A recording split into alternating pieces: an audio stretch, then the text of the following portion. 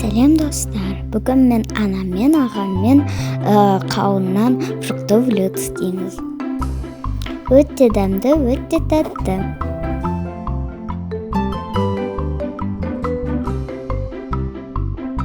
Каналыма қосылып, лайк қосыңдар.